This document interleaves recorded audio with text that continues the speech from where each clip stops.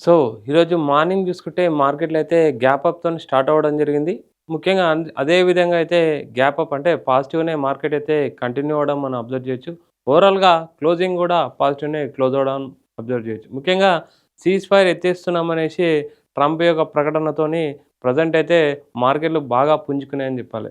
ముఖ్యంగా ఈరోజు నిఫ్టీ చూసుకుంటే 23,997 24,000 మార్క్‌కైతే దగ్గరగా క్లోజ్ అవ్వడం జరిగింది.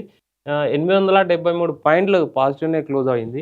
తర్వాత సెన్సెక్స్ చూసుకుంటే 2,946 పాయింట్లు పాజిటివ్‌నే క్లోజ్ అయింది. 77,562 అంటే ఈరోజు ఇంచుమించు నిఫ్టీ అండ్ సెన్సెక్స్ 2 కూడా ఇంచుమించు 3.78% అంటే ఇంచుమించు 4% అయితే పెరిగింది అబ్జర్వ్ చేయొచ్చు. బ్యాంక్ నిఫ్టీ చూసుకుంటే 5.67% అయితే పెరిగింది. 55,703 దగ్గర క్లోజ్ అయిపోయింది. 2,987 దగ్గర క్లోజ్ అయింది. నిఫ్టీ ఐటీ చూసుకుంటే కూడా పాజిటివ్‌నే క్లోజ్ అవ్వడం జరిగింది.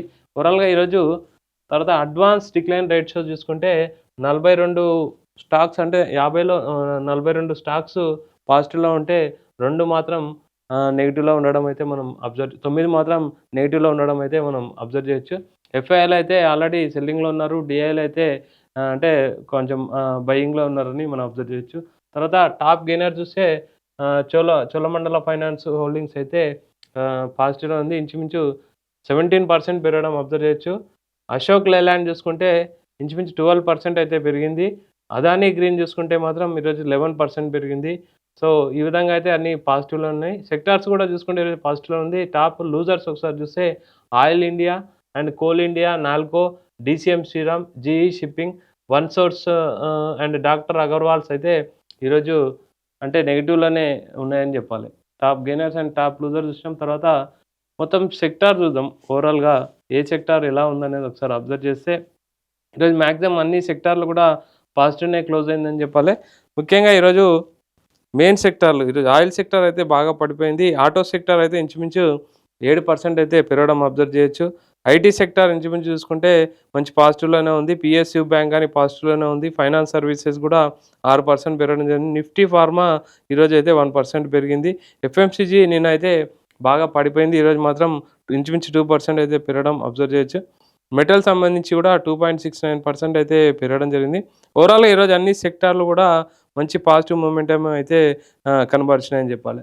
అదేవిధంగా గోల్డ్‌కి సంబంధించి అంటే ముఖ్యంగా అంటే దానికంటే ముందు అసలు మెయిన్ కారణాలేంది మనం ఒకసారి చూస్తే ఈరోజు ఇరాన్, అమెరికా మధ్య 2 వారాల పాటు కాల్పుల విరమణ ఇంతకుముందు చెప్పినట్టు సీజ్ ఫైర్ అయితే ఎత్తేయడం జరిగింది. సో, దీంతో మిడిల్ ఈస్ట్‌లో మాత్రం వాతావరణం కొంచెం చల్లబడుతుందనే దాంతోనైతే ఖచ్చితంగా అది దాని ఎఫెక్ట్ అయితే మార్కెట్ పైన ఖచ్చితంగా ఉంది. సో, సెంటిమెంట్ వర్క్ అయిపోయి అందరైతే ఈరోజు బయింగ్‌లో ఉండడం మనం అబ్జర్వ్ చేయొచ్చు.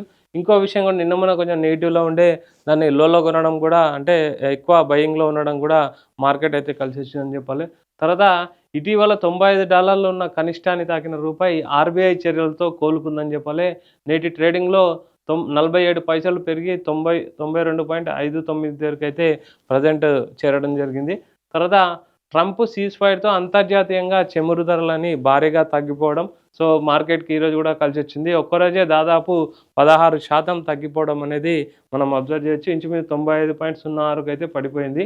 తర్వాత US west Texas intermediate crude దాదాపు 20% అయితే తగ్గిపోవడం మార్కెట్‌కి అయితే కలిసొచ్చిన అంశం అని చెప్పాలి. తర్వాత మెయిన్ ఆర్‌బీఐ అంటే ఆర్‌బీఐ మానిటరీ పాలసీ మీటింగ్ ఆర్‌బీఐకి సంబంధించి యథావిధంగా అంటే వడ్డీ రేట్లను ఏ విధంగా కూడా పెంచకుండా, తగ్గించకుండా ఆ విధంగానే ఉంచుతున్నట్టయితే అనౌన్స్ చేయడం అనేది కూడా మార్కెట్‌కి బాగా కలిసొచ్చింది.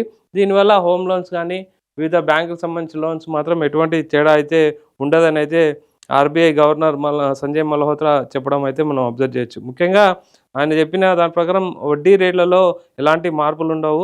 రెపో రేటును 5.25 వద్దే కొనసాగిస్తున్నట్లు చెప్పారు.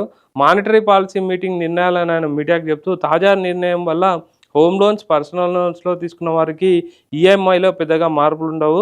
2025 ఫిబ్రవరి, డిసెంబర్ మధ్య రెపో రేటును 1.25% తగ్గించిన ఆర్‌బీఐ ఈ ఏడాది తొలి సమీక్షలో 5.25% గానే కొనసాగిస్తున్నట్లు ప్రెజెంట్ చెప్పడం జరిగింది. సో, ఓవరాల్‌గా అయితే మార్కెట్‌లో ఈరోజు మంచి పాజిటివ్ మొమెంటమ్ అయితే కనబరిచినాయి. దానికి కారణాలు చూసుకుంటే ఒకటి చమురు తగ్గడం గానీ, సీజ్ ఫైర్ ఎత్తేయడం కానీ, రెపో రేట్ సంబంధించి కానీ కాన్స్టెంట్‌గా అలాగే ఉంచడం అనేది కూడా మార్కెట్‌కి కలిసి వచ్చిన అంశం. తర్వాత చూసుకుంటే గోల్డ్ అండ్ సిల్వర్ చూద్దాం. గోల్డ్ అండ్ సిల్వర్ కూడా ఇంచుమించు 1,52,270 దగ్గర ప్రజెంట్ గోల్డ్ ఉంది. 10 గ్రాములు వచ్చేసి అంటే ఒక 1.1% అయితే పెరిగింది ఈరోజు. సిల్వర్ చూసుకుంటే 4% అయితే పెరిగింది.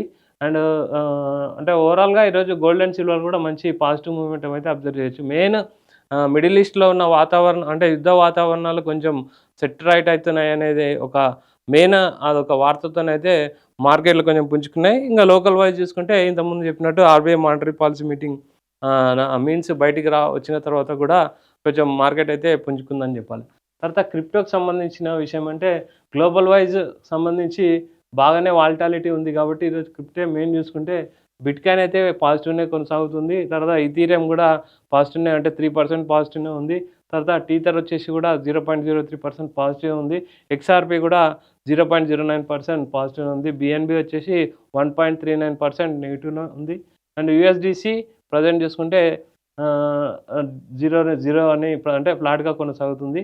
సొలానా చూసుకుందాం. ఒక సొలానా వచ్చేసి ఇంతకుముందు మనకు నెగెటివ్‌లోనే కొనసాగుతుంది. ఓవరాల్‌గా మ్యాక్సిమం అంటే వాలటాలిటీ బాగుంది కాబట్టి మనకు క్రిప్టోకి సంబంధించిన మార్కెట్ అయితే కొంచెం వాలటాలిటీ అనేది స్టేబుల్‌గా అయితే లేదని చెప్పాలి. ముఖ్యంగా ఇందులో కూడా అంటే ఎఫ్ఐఎల్ లాగా అక్కడ కూడా మార్కెట్‌లోకి అంటే కాయిన్స్ ఇంజెక్ట్ చేస్తే మాత్రం ఖచ్చితంగా కొంచెం మార్కెట్ బూస్ట్ అందుకుంటుంది. అంటే ఇంతకుముందు ఇన్‌స్టిట్యూషన్ లాగానే అక్కడ కూడా ఎక్కువగా బయింగ్ చేస్తుంటే మాత్రం క్రిప్టో కరెన్సీ కూడా పెరిగే అవకాశం ఉంది. అలాంటి పరిస్థితులు లేవు కాబట్టి యుద్ధ వాతావరణాలు ఎక్కువ ఉన్నాయి కాబట్టి ప్రజెంట్ అయితే కొంచెం క్రిప్టో మార్కెట్ డల్ అనే ఉందని చెప్పాలి. తర్వాత మనం మెయిన్ మార్కెట్‌కి వస్తే ఒకసారి అబ్జర్వ్ చేస్తే ఈరోజు అంటే చెప్పడం ఏంటంటే ఎక్స్పర్ట్ చెప్పడం ఏంటంటే దీపావళి నాటికి మార్కెట్లు ఇంచుమించు 18 నెలలుగా ఒడిదుడుకులు ఎదుర్కొంటున్న మార్కెట్ ఇకపై పుంజుకుంటుందని మార్కెట్ నిపుణులు అయితే చెప్తున్నారు.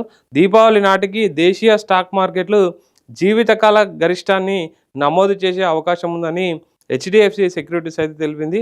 వాల్యుయేషన్ స్థిరపడడం, నిలకడ ఆదాయం వస్తుండడం, ఇన్వెస్టర్లు ఇన్వెస్టర్లు ఎక్కువ ఇంట్రెస్ట్గా ఇన్వెస్ట్ చేయడం అనేది కూడా ప్లస్ అని చెప్పొచ్చు. తర్వాత ఇంట్రెస్ట్ రేట్ పెరగడం ఇందుకు కారణమని కూడా చెప్పడం జరుగుతుంది.